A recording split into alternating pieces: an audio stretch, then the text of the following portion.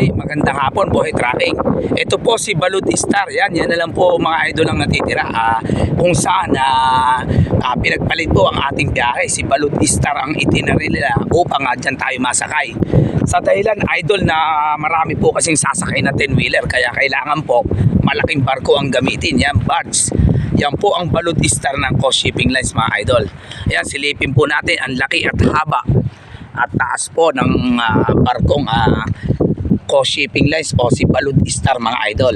Yan mga idol, naka-ready na ang mga kagamitan nila.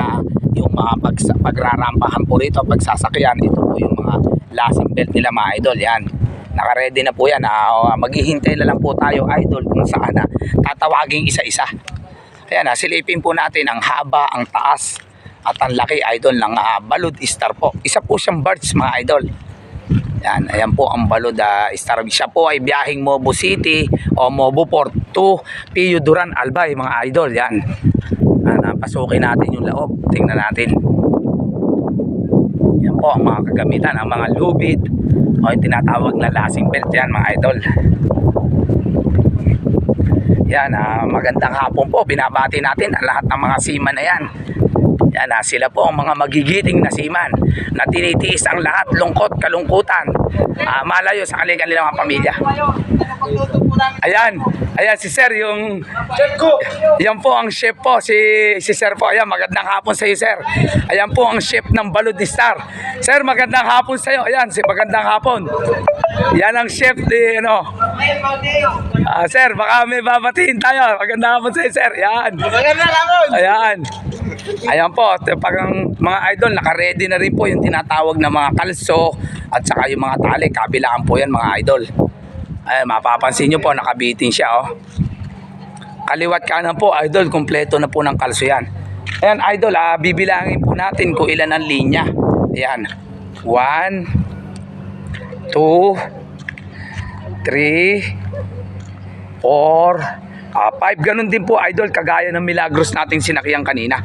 5 din ang linya ng Balud Star. Kagaya rin po ni Milagros yung sinakyan natin na galing tayo ng Cebu, pumunta tayo ng Mintak Port. Yan idol, naglalagay po ang tanker ng tubig dyan sa loob ng barko upang may magamit po ang lahat ng mga pasahero. Yan, kung saan po gagamitin yung mga tubig na yan.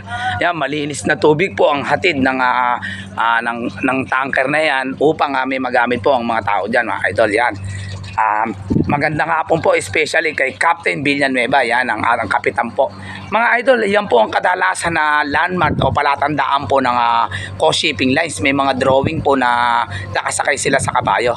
Ang mga idol, kung mapapansin nyo, halos lahat ng yung nakalagay na KSL, yung Coast Shipping Lines po, yan, may mga drawing pong ganyan mga idol. Yan ang isa sa palatandaan ng barkong Coast Shipping Lines. May mga drawing pong ganyan. Yan, halos lahat po ng barko nila may makakakita po tayo ng mga drawing na ganyan idol. O may nakalagay na KSL o yung Coast Shipping Lines. Yan idol, naka-ready na po. Hinihintay na lang po talaga yung matapos na maglagay ang tubig ang tanker, tapos yung oras po, yan, papapasukin na po ang mga truck na mga idol.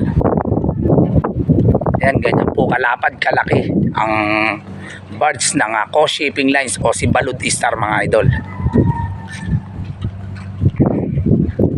Yan, mamaya po puno na po ng truck yan mga idol, kasama ang private. Yan, mapupuno na po mamaya yan.